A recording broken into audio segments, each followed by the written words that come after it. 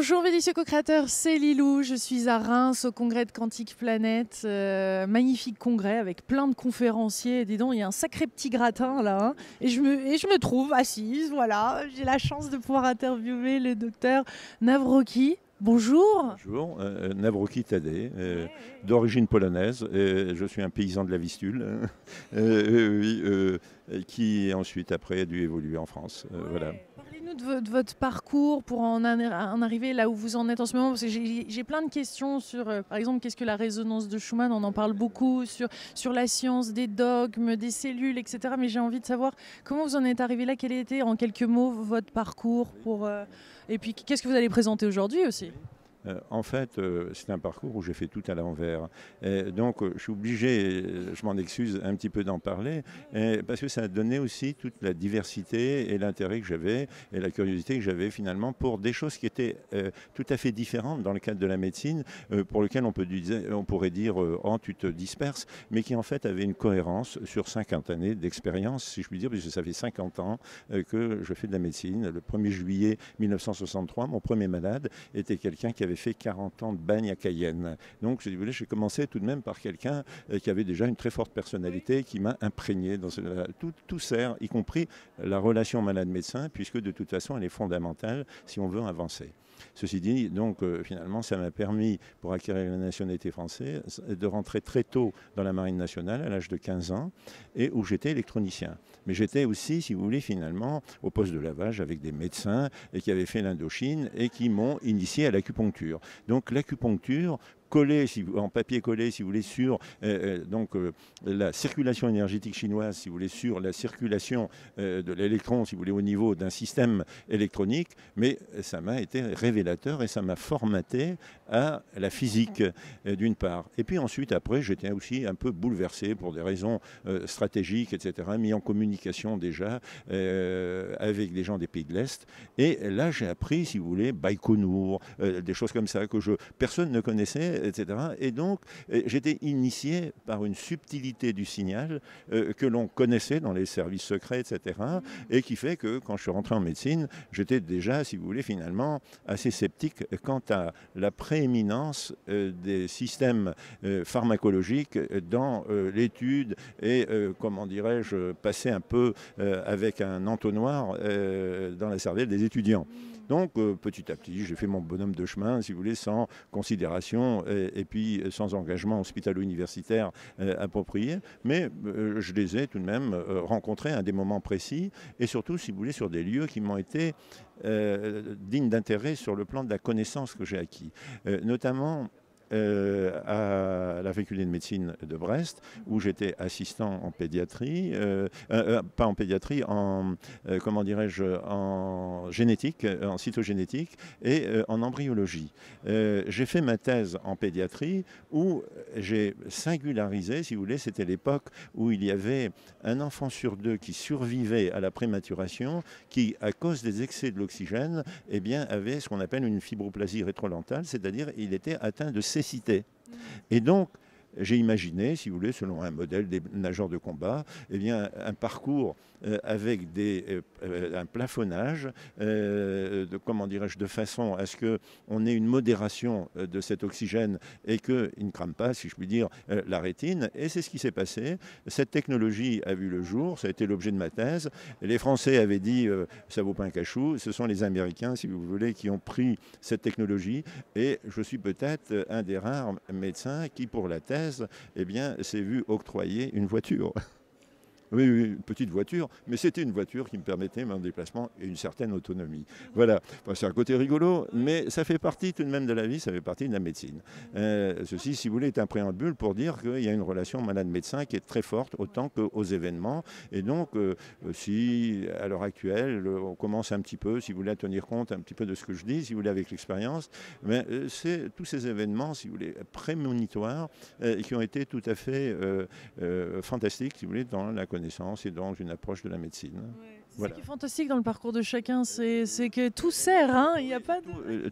Tout sert et d'ailleurs, dans le libellé, dans la conférence, je dis pourquoi Hippocrate faisait croquer le placenta, car dans le côté de métallose gustative excessive, il pouvait déjà prévoir qu'il y avait des problèmes qui allaient se passer aussi bien chez la mère que chez l'enfant, parce que justement il y avait là une accumulation du fer. Et je vais beaucoup parler du fer, si vous voulez, dans tous ses états, si je puis dire, parce que le fer est surtout une molécule, si vous voulez, ferrique, qui a des propriétés, si vous voulez, de résonateur. C'est-à-dire c'est une molécule borderline qui sait capter l'information qui nous sépare, si vous voulez, par notre enveloppe de tout l'environnement.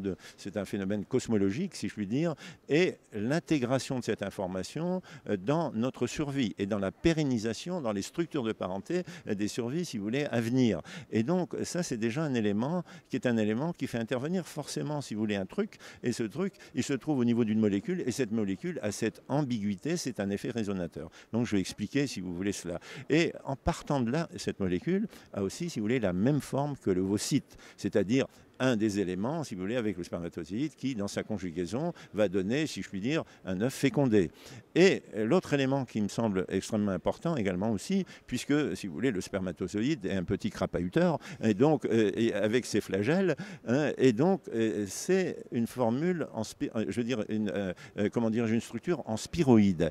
Et quelle est la première molécule spiralée qui va être déterminante au niveau de la fécondation et de tout l'avènement de l'embryogénèse, eh bien, c'est la substance P.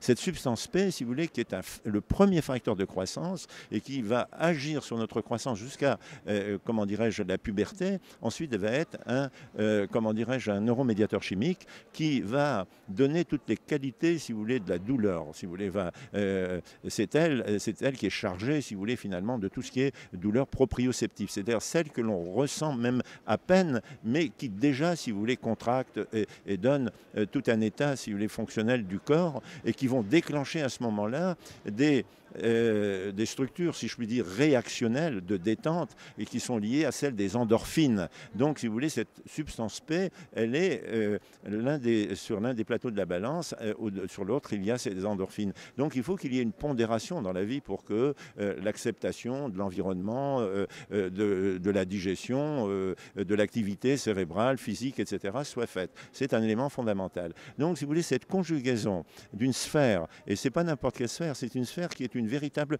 miniaturisation de l'écorce terrestre. Et donc, c'est des milliards de miniaturisations d'écorce terrestre que l'on a dans le corps et qui vont nous impliquer, si je puis dire, à la voix de la Terre et à la voix également d'une résonance qu'on appelle la résonance de Schumann, hein, qu'on dit la voix de l'univers, voix VOIX.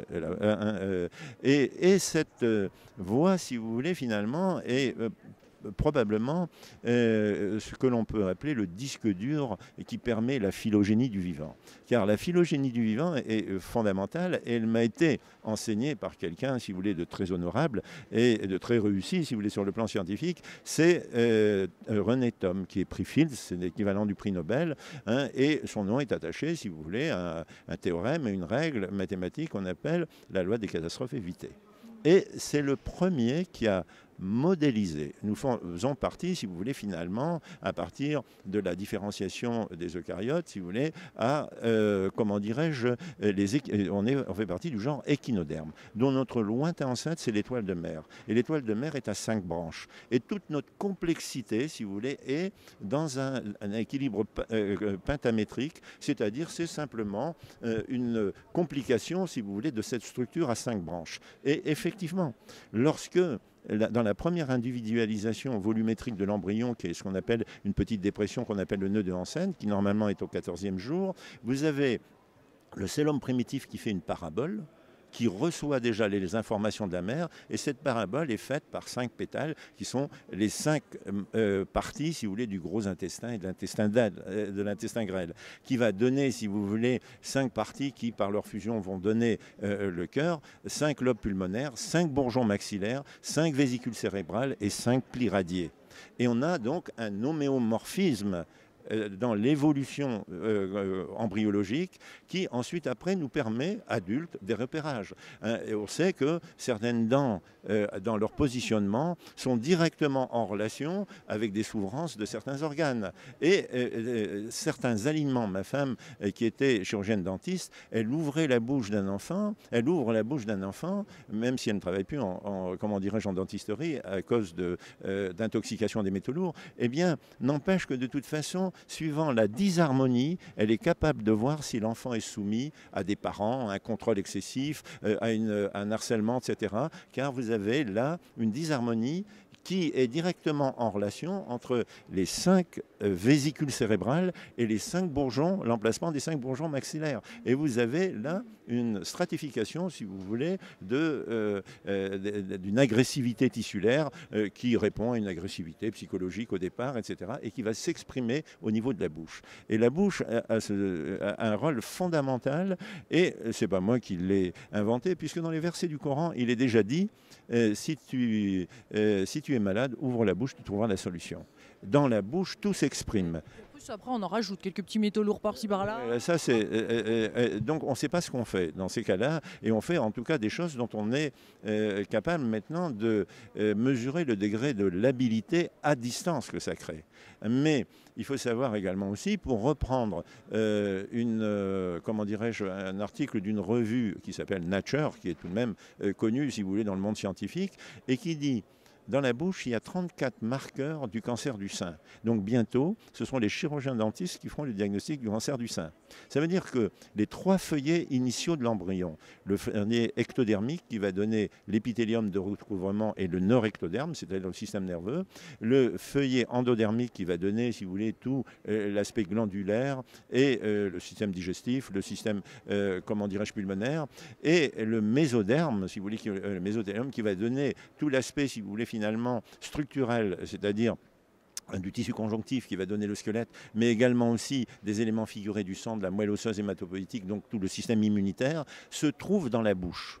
À divers titres. Et par exemple, pour reprendre, si vous voulez, le travail de mon épouse, eh bien, avec lequel je travaille beaucoup, on savait qu'une modification des gencives chez un enfant était souvent le premier signe, bien qu'avant l'hématologiste le trouve ou que le médecin le trouve, hein, du départ d'une leucémie lymphoblastique aiguë et galopante. Donc pourquoi? Parce que la gencive, c'est la partie visible de l'iceberg, c'est-à-dire le 8e, dont les 7/8 forment la moelle osseuse hématopoïétique. Donc, avoir une action corrosive sur les gencives, c'est une action de modification de tout le système immunitaire et de tout le système sanguin. Donc, l'alimentation, ce qu'on respire, les médicaments, voire même, si vous voulez, les brosses à dents, les usages mécaniques et tout ça qu'on a là-dessus, peut avoir des références et des répercussions qui sont un petit peu dramatiques. Alors, tout ce que vous nous dites là, ça a des conséquences quand même sur enfin, les médecins, de la façon dont la médecine fonctionne, les médicaments, tout ce qui se passe, toutes les ondes qu'il y a autour de nous, ce qu'on met dans notre bouche, ce qu'on avale, ce qu'on machin, mais c'est catastrophique, on est d'accord. Il y a beaucoup de Français qui se réveillent, là, c'est catastrophique. Qu'est-ce qu'on en fait de tout ça une fois qu'on est de plus en plus informé? En fait, finalement, vous savez, hier, j'ai écouté la conférence de M. Biberian. Hein, sur la fusion froide, etc. Ça m'a très intéressé. Je le connaissais déjà puisqu'il est à Marseille et moi j'habite à Fort-Calquier, donc c'est quelqu'un que je connaissais déjà depuis vieille date. Et pour avoir eu le courage depuis 20 ans de travailler sur la fusion froide, il s'est trouvé au placard. Il a plus de comment dirais-je, alors qu'il est dans une équipe du CNRS, eh bien il n'a pas un seul sou. C'est ce qui s'est passé pendant tout le travail, pendant les 22 ans que j'ai travaillé avec Beljanski. Hein, et ça s'est terminé, si vous voulez, d'une manière extrêmement agressive, puisqu'on s'est retrouvé, si vous voulez, finalement devant les tribunaux. Et c'est moi qui ai encaissé, si vous voulez, puisque j'étais le plus vieil, comment dirais-je, collaborateur de Beljanski, et Beljanski étant décédé, c'est à moi, si vous voulez, qui est revenu la charge de tout avoir sur le dos. Ça m'a fait comprendre que dans l'agressivité, même quand quand tous les matins je me réveillais, Saint-Doux Jésus, donnez-moi une Kalachnikov parce que j'ai au hit parade 50 personnes, si vous voulez, finalement, à défalquer du rôle de plat, comme on dit, si vous voulez, dans la marine. Eh bien, néanmoins, je pense que c'est une mauvaise solution. Et il faut faire un lâcher-prise et dire. Et si on n'est pas entendu, c'est que c'est pas l'heure, ou c'est après l'heure. Et il arrive un moment, notamment dans ces lieux, qu'il y a des intersections et on avance à ce moment-là beaucoup plus.